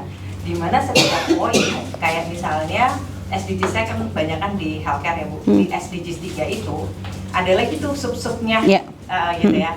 Nah, yang kemudian kita bisa kayak prenatal mortality, kemudian ada universal health coverage, macam-macam. Nah, akhirnya saya pakai itu Bu, pakai baseline itu dari yang solusi yang saya tawarkan ini kira-kira bisa match ke yang subs yang mana gitu. Dari yang diaddress sama negara Indonesia. Saya cek di negara lain nggak sama ya, kayak Nggak sama, beda. Nah, dari situ baru yang kesulitan tuh sebenarnya mencari baseline. Oke, ketemu nih subnya di universal health coverage. Yang saya nggak nemu tuh baseline di universal health coverage-nya itu nggak dapat sih Bu. Jadi kayak kita ngira-ngira aja gitu. Jadi, nah tapi kemudian tadi Bu sampaikan, nah saya persis seperti yang Bu sampaikan, saya cuma mengukur berapa orang yang kemudian terdampak dengan teknologi ini, belum sampai ke dari penggunaan ini, kemudian universal health coverage itu diterjemahkan seperti apa menjadi sebuah outcomes. Nah sedangkan mungkin durasi hibahnya kan paling cuma setahun, gitu kan, 2 tahun. Nah itu biar apa ya, biar solid tuh bagaimana Bu? Bisa kasih contohnya nggak Bu? Jadi mungkin saya bisa bantu kasih ininya. Apa sih sebenarnya apa namanya, produknya, kegiatannya apa gitu ya? Jadi saya carikan pendekatannya Bu Afni tentang melihat apa indikator udah benar. Hanya kita nggak bisa plek-ketiplek melihat indikator itu Bu. Yang dilakukan oleh mahasiswa saya juga gitu, mereka lihat indikator, saya akan melihat indikator mental health gitu loh. Saya kan mental health itu kan banyak ya. Nah itu setelah itu kita harus meng-create sesuatu yang berkaitan sama mental health itu gitu. Jadi kalau Bu Afni apa, coba mungkin saya bisa supaya lebih gampang untuknya. Bukan akses kesehatan kualitas itu cuma ada di kota-kota besar. Misalnya dokter spesialis yang aneh-aneh itu kan kita nggak temui di daerah-daerah terpencil kan, di Jatim misalnya. Betul. Terus teknologi datang untuk bisa memfasilitasi itu misalnya lewat telemedicine. Kemudian arahnya ke universal health coverage. Bagaimana memperatakan layanan kesehatan ke daerah 3T misalnya. Indikatornya itu untuk health coverage. Betul. Tapi subnya adalah Ibu kan lebih spesifik terhadap akses kan. Ya, betul. Nah, aksesnya itu akses apa? Spesialis. Misalnya spesialis anggaplah prenatal ya, akses prenatal. Berarti akses terhadap dokter obgyn, gitu kan? Nah, berarti yang inputnya itu Ibu ada inputnya itu adalah si teknologi ini kan? Betul. Si telemedicine ini, telemedicine. Solusinya bukan sih Bu itu? Iya, itu tapi kan kita ngasih si stakeholdernya siapa? Ibu-ibu hamil di prenatal ya. 3T, kemudian pasien. Karena kan dokter paling yang ada di 3T kan dokter umum kan Bu. Jadi berarti Ibu menyelenggarakan ini untuk dokter umum. Berarti kita stakeholdernya dokter umum. Apa yang mau Ibu rubah dari si dokter umum ini? Inputnya berarti dokter umum ini ya. Belum input nih. Itu stakeholdernya dokter. Ibu pengen si dokter ini dengan solusi Ibu ini ya, misalnya dia akan apa yang berubah gitu dari dia. Apakah misalnya ya, karena sekarang kan dokter umum katanya boleh C-section gitu ya. Misalnya, Ibu mau merubah dia bisa jadi ahli C-section misalnya, sesar di itu misalnya ya gitu. Berarti supaya dia berubah ini, si dokter ini akan invest apa nih misalnya? Ibu berarti kan dia harus invest ikut training atau ikut telemedicine, telemedicine apa betul ya? Betul ya, gitu ya. Misalnya, dia harus melakukan apa nih si dokter ini? Oke, dia spend 1 jam setiap hari untuk kontak sama dokter Objin Jakarta misalnya ya, gitu. Misalnya contohnya. Oke, itu inputnya. Berarti dia memberikan waktunya. Karena kalau misalnya kalau dia sejam ngikutin pengarahan dan sebagainya, itu kan berarti dia kehilangan pasien ya, kehilangan pendidikan. Berarti kan itu ada value-nya kan yang dia berikan.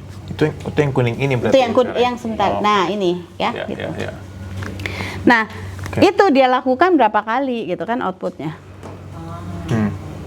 Nah, kalau dia misalnya, kalau dia secara intens berkonsultasi dengan dokter Objin sebanyak 7 kali gitu, dia tuh baru bisa mendeteksi gitu misalnya. Outcome-nya adalah si dokter bisa mendeteksi prosedur C-section gitu loh apa. Itu terserah ibu mau makanya solusinya apa itu yang kita iniin itu. Outcome-nya boleh lebih dari satu nggak Bu? Dengan boleh. Dengan tikus. satu activity outcome-nya 2-3 ya nggak apa-apa gitu loh. Oke.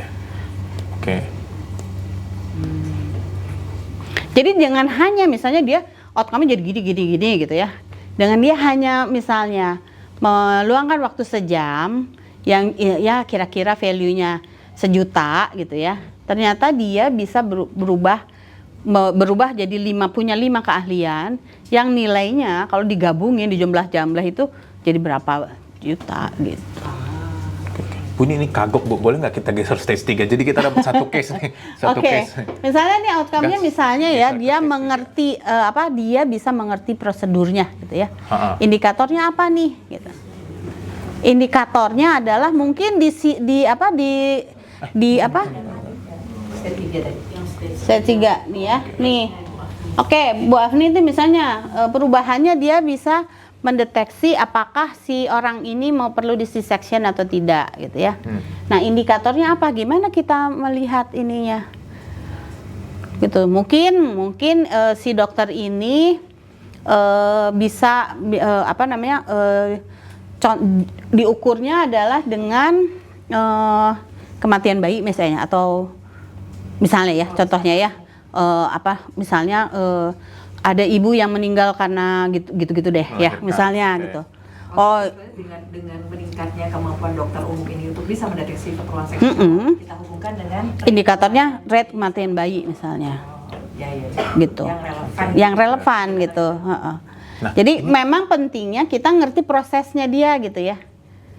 Gitu. Bu, aku tanya nih. Kan berarti kan kita kan measuringnya by naik atau turunnya rate mortality ya dari si itu. Nah, belum tentu naik, belum tentu turun ya gitu. Kan. Pokoknya indikatornya apa? Mortality rate misalnya. Bisa. Nah, ini dihitungnya itu anggaplah kita mau melakukan ini berapa bulan. Ini kan berarti kan bakal nanti kejadiannya kan nggak di tahun yang sama kan? Ya atau nggak mungkin 1 tahun setelahnya? Iya. Berarti kan tahun pertama nggak ada apa-apa. Oke. Gitu Oke. Berarti sustainability impact ini memang nge-measure sesuatu yang udah kita kerjain ya? Iya. Atau yang kita perkirakan. Bisa perkirakan. Misalnya gini ya, makanya di sini ada dikatakan berapa lama dia long. Biasanya kita tulis 1 tahun. Kenapa 1 tahun? Paling enggak tahun pertama itu harus ada hasilnya lah ya. Masa udah di training cobaan 5 jam kagak ada hasilnya apa-apa gitu ya. Berarti kan kita melakukan sesuatu yang nggak ada dampaknya gitu. Jadi at least at 1 year supaya ibu bisa mengisi punten Mas Bagas ke sebelah kanan. Nah, sebenarnya harus ibu isi itu adalah 1 tahunnya ini, the first year-nya itu gitu loh. Expected after 1 year. Gitu. Kan biasanya laporan kalau laporan keuangan juga kan berdasarkan tahun pertama, Desember tahun pertama kan ya Bu Holly ya, kita nggak pernah Januari tahun pertama gitu. Itu sustainability itu selalu maksimal 5 tahun ya Pak? Kalau return on investment biasanya kan dilihatnya 3 sampai 5 tahun. Bu, aku mau lanjutin nih. Bu Afni, kita geser di stage 3, Bagas boleh lihat nggak? Ini udah kayak kuliah ya. Penasaran soalnya. Jadi kan, how would you measure it? Berarti kan Misalnya misalkan bayi tadi, ya. mortality ya. Nah, sebentar Mas. Coba. Yuk. Mortality di daerah mana? Ya kan? Iya. Kan bukan berarti bahwa mortality maksudnya di Indonesia gitu ya, seluruh Indonesia harus di ini ya, harus di spesifik. Ada skopnya ya. Kan 3T nggak seluruh Indonesia ya, kan misalnya 3T tergantung mana yang di ini ya, misalnya. Tangible yang kelihatan dan mudah bisa nggak Bu? Kayak misalnya, oke tadi itu secara tidak langsung bisa terkait sama angka kematian bayi itu dan ibu hamilnya. Terus kemudian yang kedua bisa aja misalnya literasinya yang kita cek itu bisa nggak? Bisa. Nah kan di sini ada bilang literasi, indikatornya adalah si dokter bisa fasih bahasa bedah-bedah gitu ya, gitu misalnya. Gimana? Karena ada source-nya. Sesuatu Ya, karena di situ ada tulisan source of information ya, berarti ibu harus melakukan survei Betul. Jadi secara periodikal untuk mengetahui statusnya seperti apa.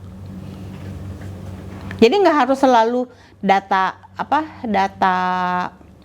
istilahnya data yang publish kuantitatif gitu ya. Tapi bisa juga data itu didapatkan karena kami melakukan survei teratur, itu bisa aja. Jadi udah bisa ada kan gitu ya. Nah ini baru dihitung gitu. Berapa persen daripada dokter itu yang akhirnya jadi fasih literasi misalnya. Oke. Dan jangan bilang 100% ya, aduh berat ini. Gitu. Iya, iya. Ya, terus kemudian berapa lama dia bertahan gitu. Nah itu tadi 1 tahun itu gitu ya. Kemudian financial proxy-nya baru harus di financialkan gitu. Tapi kalau ibu belum bisa, Mas bisa tolong ke belakang nggak? Bukan yang ini, slide yang sebelumnya. Kalau memang kalau pakai SROI itu enak banget, duitnya kelihatan. Tapi kalau misalnya enggak, bisa mundur enggak? Lagi. Kita pakai yang SDG, UNDP aja. Nah ini ibu bisa lihat di Tadi yang table yang tadi. Mundur. Nah ini ibu bisa dapat, ini terbuka, udah ada. Ini adalah UNDP SDG Impact Standard gitu. Nah ini harus selalu kalau kita mengukur impact itu harus ada who, siapa yang kena impactnya, apa outcome-nya tadi, literasi digital berapa besar. Ini pertanyaan ini harus ditulis. tetap value juga itu ya. Tetap value-nya. Value-nya tuh tapi bisa dalam bentuk orang, berapa persen dokter yang akhirnya bisa mengerti literasi. Atau misalnya berapa persen dokter yang akhirnya bisa melakukan C-section misalnya gitu. Kalau sulit untuk mencari financial proxy, paling enggak pakai ini di SDG Impact Standard. Mau nanya, itu kan kalau dokter ya, tadi saya mikir nih, kalau dokter tuh kan punya keahlian, misalnya operasi gitu tergantung dari pengalaman ya, atau dari apakah itu dihitung juga, misalnya nih, apakah kita samakan, misalnya ini dokter yang udah pengalaman udah 20 tahun dengan dokter yang 10 tahun, belum tentu yang 10 tahun ini tidak seahli 20 tahun. Nah, dari sisi pengukuran seperti ini bisa dibedakan tentang impact-nya.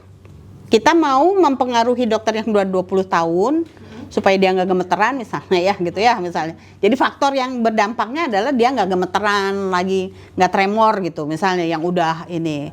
Tapi apakah kita mau mengukur bahwa apa yang kita lakukan itu hanya berdampak pada dokter-dokter yang belum punya experience? So that is your decision. Walaupun misalnya apa yang kita hasilkan itu dipakai juga oleh orang di luar dokter yang tidak berpengalaman gitu Bu Eda. dan mungkin juga pengukurannya itu pengukurannya berbeda.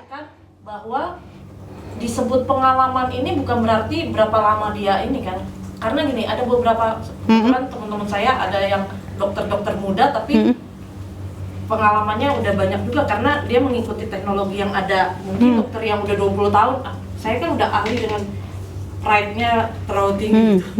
Nah itu juga itu terhitung di dalam pengukuran yang Ibu tadi sebutkan.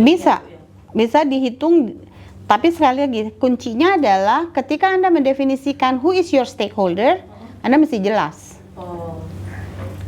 Karena kita misalnya ya, kita keseluruhan dokter gitu ya, ternyata nggak ada dampaknya kecil banget gitu loh.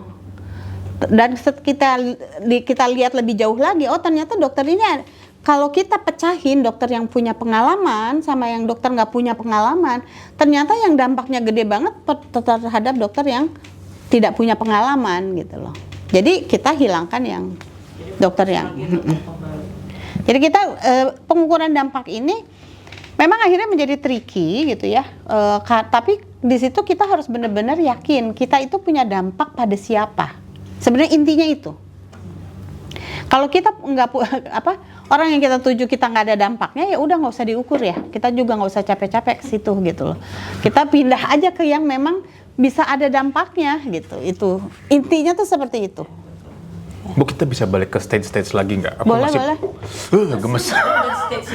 Enggak, soalnya penasaran karena pengen diimplementasiin beneran gitu loh. Jadi misalkan kita ke stage 3, Bu. Tadi kan kita mau nge-measure by mortality rate. Kan sebenarnya kan kita pengen nge-convert itu jadi value. Financial, ya, kan? oke. Nah, kalau Mortality rate ini ya, itu misalnya gini. gimana ya? Kalau misalnya boleh silakan. Padahal case-nya ini nih. Nanti kalau Ibu Afri udah punya ukurannya bisa di-share ke saya, nanti saya review kalau itu. Kalau gitu. Jadi kalau misalnya nggak apa-apa Bu, silakan. Makasih. Kalau misalnya mortality ya, gitu ya.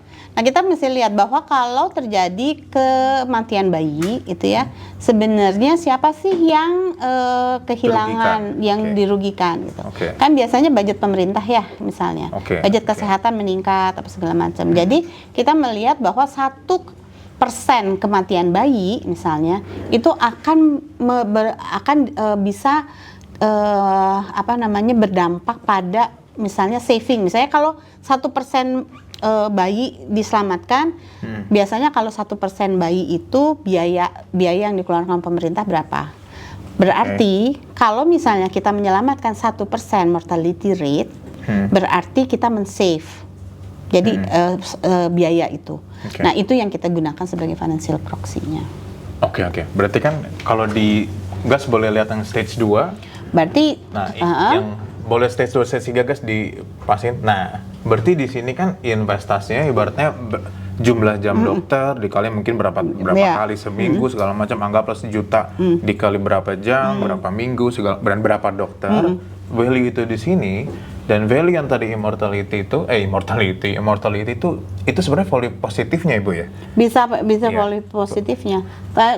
Bisa juga dikatakan kalau saving kan berarti minus ya gitu ya. Berarti kalau dengan dia men-spend ini dia bisa menghemat berapa lama gitu. Iya. Oh, oke.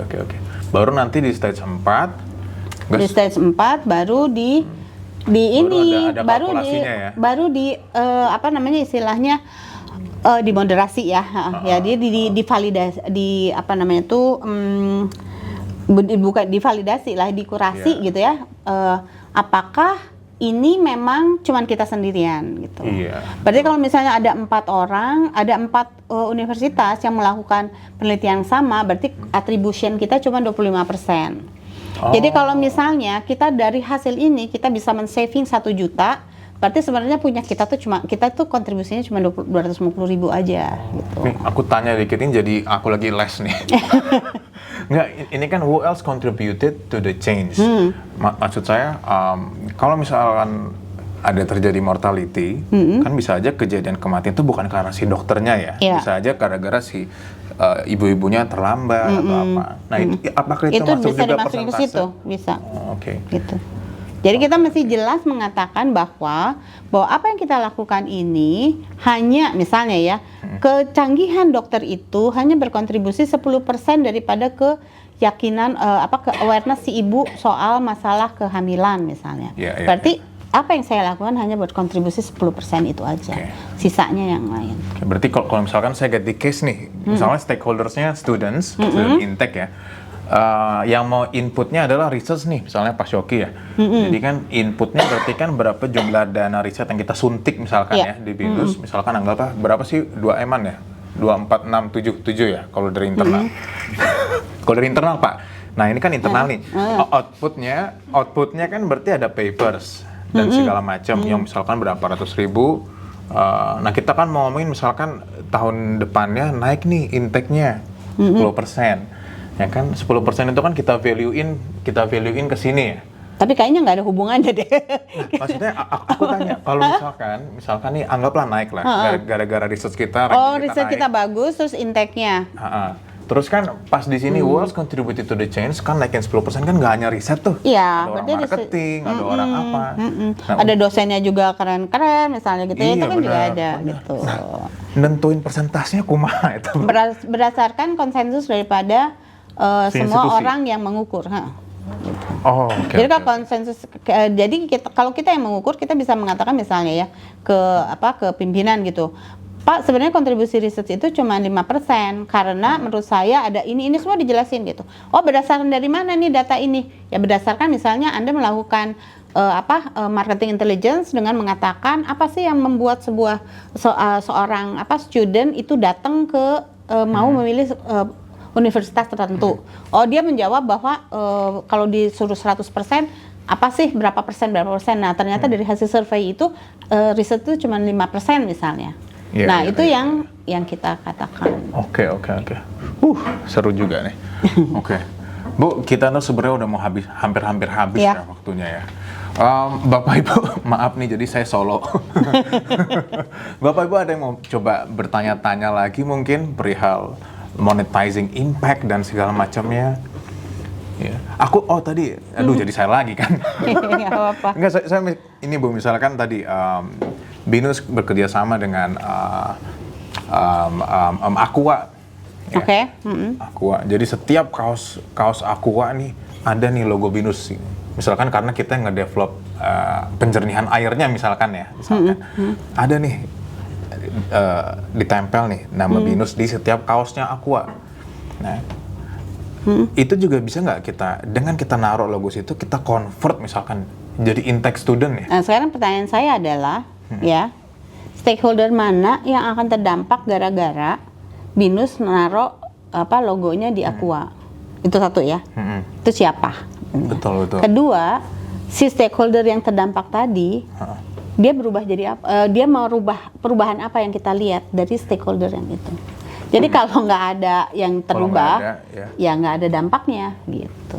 Oke. Tapi kalau ada misalkan ada bos-bos dari industri lain main ke Aqua, nih bajunya kok pada BINUS semua, mereka jadi waduh anak gua kayaknya cakep nih masuk ke BINUS. Itu bisa Nah. juga kita hitung. Bisa, tapi apa yang mau berubah gitu loh? Sulit ya, Bu ya? Tadi Iya. Ibu mau nanya lagi nih, Bu, yang tadi barusan Ibu bilang, seberapa besar sih dan siapa aja sih yang berubah dari hal itu? Itu ada pengukurannya nggak, Bu? Misalnya, oh ternyata yang berubah 1%, oh 2%, oh ternyata ini terjadi perubahan. Ada pengukurannya nggak, Bu? Dan misalnya dari 0 sampai sekian, ini terjadi perubahannya masih sedikit, masih small, rendah. Nggak ada yang standar sih Bu Iren, Nggak ada ya? nggak ada. Jadi balik lagi, ketika kita mau mengatakan kita mau mengukur, itu mulai dari depan dulu tuh. Stakeholdernya siapa, kita ngarepin dia berubah jadi apa. Iya. Jadi bukan berarti kita ini kita menaruh logo nih di Aqua, oke. Berapa sih dampaknya?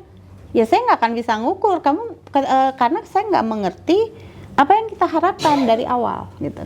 Oke. Jadi mesti dari awalnya apa yang mau kita yang kita lihat. Yep. Karena sekali lagi dampak itu adalah perubahan yang kita lihat. Gitu Yang bisa loh. terlihat Bisa ya. terlihat karena aktivitas yang kita lakukan gitu. Iya. Misalnya sih bisa aja sih Mas Iyo. Kalau menurut saya kita taruh logo kita ke ini cuman hanya berdampak pada awareness. Iya. Oke, berarti kita mengukur awareness-nya gitu ya. Awareness-nya BINUS meningkat jadi berapa? Iya. Oke, kita mau monetize pakai apa? Awareness itu hanya just know gitu ya. Iya, benar. Oke, kalau satu orang kenal BINUS misalnya ya gitu, itu berapa sih harganya? Iya. Itu berarti Nah itu, dampaknya kan bisa besar, bisa kecil, bisa nggak ada juga gitu. jadi yang nentuin dari awal kita. Dia yang akan melakukan pengukuran itu, dia dengan bertanya pada stakeholdernya, kita akan bertanya, oke, kamu yang kalau misalnya ada ini, apa yang bisa berubah gitu. Oke. Kayak gampang aja lagi nih, kalau misalnya ada policy sekarang gini, policy kan nggak boleh merokok di dalam kampus kan ya. Oke. Nah sekarang kalau kita tanya sama perokok gitu, ini nih ada policy nih nggak boleh ngerokok dalam kampus. Kira-kira kamu akan berubah jadi gimana gitu ya? Ya paling ya kita ngerokok di luar gitu kan. Tapi apakah policy itu akan membuat aku nggak akan merokok, nggak akan ini karena 8 jam saya di kampus. Nah itu baru kita akan ukur tuh. Gitu. Tapi Tetap dia merokok segala macam cuma di luar ya berarti kan policy ini nggak ada dampaknya kan untuk membuat orang berhenti merokok gitu loh. Tapi untuk misalnya kalau kita ada policy itu tapi kita mau melihat kualitas udaranya jadi lebih enak, lebih bagus, nah itu kan lebih relevan gitu. Iya. Baru itu berdampak. Jadi si policy ini cuma punya dampak kepada kesehatan udara gitu. Iya. Tapi tidak punya dampak kepada orang mau berubah. Gitu. Oke. Cakep. Ya. Gimana kita banyak tercelikan, tercelikan. Oke, Bu Ina, terima kasih. Jadi janjinya santai ya. Kok jadi serius ya? Iya makanya. Ibu sih. Makanya saya bilang saya siapin presentasi sih. Soalnya ini topiknya nggak gampang gitu. Kenapa yang ini yang dipilih gitu? Nggak apa-apa Bu, kan ini orang-orang hebat Bu. Oke, wah ada pertanyaan terakhir. Ini kali ini berat kita ini. benar-benar Saya terakhir. sudah takut ini. Ya. Bos PKM nih. Waalaikumsalam. Banyak nih, sebenarnya sih dari pengalaman dimana sekarang ini memang sebenarnya dari dulu sih kita harus mengukur dan di prodi kita semua punya roadmap ibu. Sebenarnya roadmap itu udah di setting ya. Setiap prodi melakukan atau membuat roadmap riset dan pengabdian harus Lain. Cuma selama ini yang serasa bagi saya susah untuk mengetahui dampaknya gitu kan. Karena kegiatan kita ini memang banyak yang sifatnya insidental. Ya. Hanya sekali setelah itu ganti lagi. Hanya ada beberapa mungkin yang mungkin binaan desa dan sebagainya. Tetapi mungkin secara nyata dampak inilah yang artinya kita belum bisa maksimal gitu. Mungkin Bu Ina punya saran bagaimana antara kami sebagai pengelola dari Kementerian Keuangan juga mengajak dosen agar mereka juga mencari bahwa pengabdian ini harus berdampak. Cuma dampaknya harus bagaimana? Bagaimana ya? Bukan hanya mikirin sisa hasilnya, outputnya, tapi outcome-nya. Nah, mungkin advice dari Bu Oke. Ina sangat membantu sekali. Iya. Terima kasih. Makasih Bu Mariani. Sebenarnya ini juga pilihan sih Bu ya. Ketika BBS melakukan AACSB, saya kebagian yang societal impact itu Bu. Jadi akhirnya kita melihat bahwa ada 5 kelompok di dalam kegiatan PKM yang kita lakukan. Yang pertama itu kita sebutnya, tapi saya agak lupa istilahnya ya Bu ya. Tapi yang pertama itu adalah connect. Ini yang kita sering lakukan incidental. Nggak apa-apa gitu. Ini pasti jumlahnya banyak gitu. Nah, dampaknya apa? Dampak yang harus dilihat adalah yang incidental ini mungkin kita lihat loyalty orang yang datang misalnya. Jadi kita mengukur berapa, kalau kita ngajarin UMKM 100 misalnya ya, ada berapa sih UMKM yang sama yang selalu datang pada event yang kita lakukan. Misalnya itu, simple aja kayak gitu. Jadi kita menganggap kalau dia datang setiap kali kita ngadain ini selalu datang artinya dia merasa ada manfaatnya gitu. Nah itu yang simple aja yang itu. Tapi itu connect tuh Ibu ya, kita hanya satu arah. Terus yang kedua itu saya lupa. Pokoknya intinya tuh kita satu yang jamre yang rame-rame gitu ya. Terus yang kedua itu yang ada konsultasi sedikit lah gitu. Nah itu kan beda ya, agak beda. Berarti kita akan mengukur kira-kira jumlah konsultasi yang dilakukan ada berapa banyak sih, kemudian UMKM-nya yang melakukan konsultasi itu berapa. Nah itu bisa seperti itu. Terus yang ketiga adalah solusi misalnya. Misalnya solusi ini yang saya lihat ini sebagai binus bangun desa ya misalnya. Nah itu ada solusi gitu. Bahwa kita ngedengerin terus kita datang. Nah ini agak bisa lebih kompleks Bu ininya. Tapi kan jumlahnya nggak terlalu banyak ya. Jadi pengukurannya di kompleksitas pengukurannya dilihat saja dari jumlah ininya yang ya. Terus udah gitu kemarin inspire tuh kayak bikin podcast atau apa segala macam gitu. Itu kan akan lebih mudah karena sekarang kalau digital kan udah gampang lah siapa sih yang dengar gitu. Nah itu bisa dirubah menjadi apa namanya tuh menjadi impact-nya gitu. Kira-kira gitu Bu Mariani. Jadi nggak usah semuanya kalau misalnya aduh Bu udah gitu aja banyak banget Bu gitu. Ya udah Ibu ambil yang jumlahnya kecil aja dulu gitu. Jadi kita mulai aja dari situ. Kan itu kalau jumlahnya lebih kecil dosennya juga lebih mudah di-manage ya. Lebih mudah diajak berbicara gitu loh segala macam. Nah, terus metode pengukurannya juga lebih bisa didiskusikan gitu.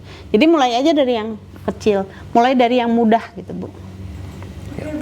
Kira-kira. Jadi konteksnya adalah walaupun dosen berganti tapi UMKM-nya itu nanti continue. Jadi Ibu melihat mengukur dampaknya bukan ke dosennya, tapi ke beneficiary-nya siapa gitu. Gitu. Ya.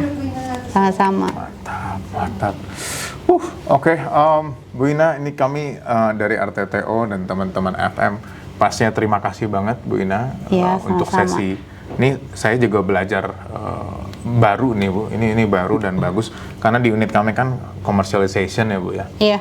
Nah, jadi kita selalu ngomongin commercialization ada yang tangible dan intangible. Nah, mungkin yang intangible ini kita bisa belajar nih dari sini untuk meng-convert sesuatu yang sulit diduitin langsung untuk menjadi ya bisa di-equivalentkan dengan value yang lebih terstandar. Bu, nantinya kayaknya kita bakal undang sih Bu untuk ngobrol sama kita semua. Iya, nggak apa. Saya mau terima kasih Bu Ina. Makasih banyak. Terima kasih juga kepada rekan-rekan. Mungkin kita akan tutup sesi kali ini ya. Terima kasih sudah meluangkan waktunya di Morning Tea. Semoga sesi kali ini bermanfaat. Pastinya bermanfaat. Kita harusnya 1 jam nih jadi 1,5 jam lebih. Nah, jadi diskusinya cukup hot ya Bapak Ibu. Kita tepuk tangan dulu buat kita semua. Bu Ina, terima kasih. Sama-sama, makasih Kita akan Mas tutup Iyo. dengan foto bersama. Oke, baiklah. Ibu Ria bisa kita di-assist kita di Morning Tea.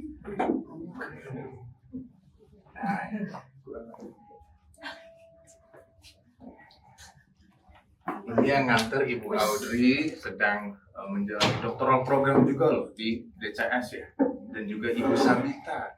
Hanya di sini nih yang antar teh dokter. Keren. Ibu Sabita ini temannya Subasa.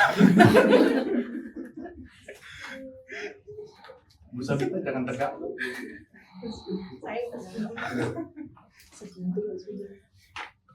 Oke, terima kasih buat Ibu Sabita. Nah, kita lanjut lagi Bapak. Misalnya konteksnya kan misalnya penelitian kalau teknik sipil misalnya masih hulu banget misalnya bahan untuk konkret itu dengan menggunakan waste gitu ya Bu ya. Nah untuk monetizing impact itu bagaimana Bu? Apakah nanti harus berarti diuangkan kalau misalnya tapi saya sebenarnya curious karena kan arahnya itu sustainable infrastructure itu didengungkan. Nah, tapi bagaimana kemudian menunjukkan, mungkin saya menunjukkan secara teknis, oke, sustainable.